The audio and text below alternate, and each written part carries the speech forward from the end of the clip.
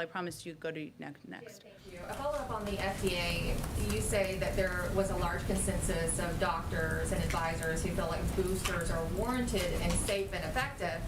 But then during all this, you had two top senior officials at the FDA resign during the booster conversation, that being the Director of Office of Vaccines Research and Dr. Philip Krause, Deputy Director of the office, concerned about the vaccine. So what's your reaction to that in light of boosters next week? And what does that say to the American people to have those two high-level people step down over this conversation?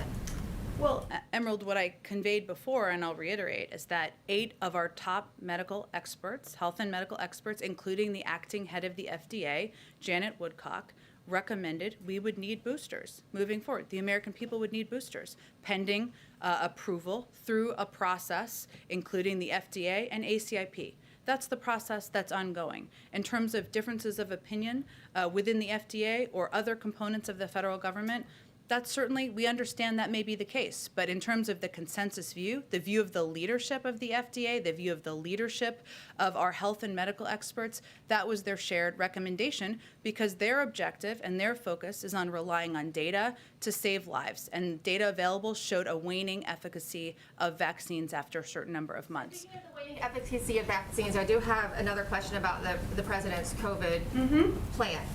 He promised on September 9th that he was going to send 50% more supply of monoclonal antibodies to states.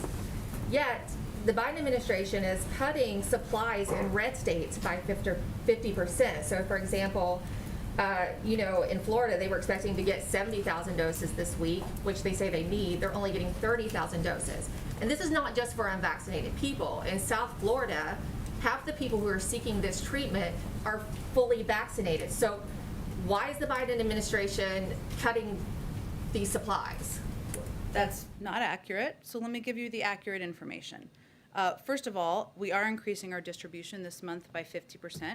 In early August, we were distributing an average of 100,000 doses per week. Now we're shipping an average of 150,000 doses per week.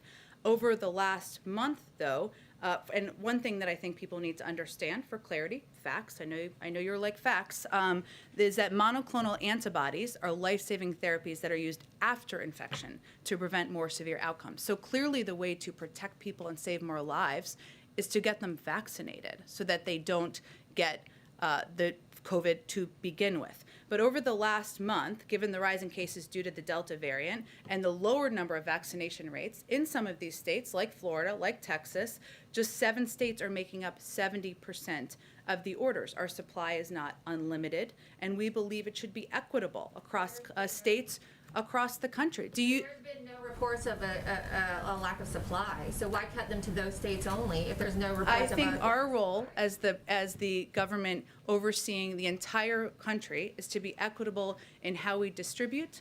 We're not going to give a greater percentage to Florida over Oklahoma, nor do I think are you suggesting that. I think we have to move on. Go ahead.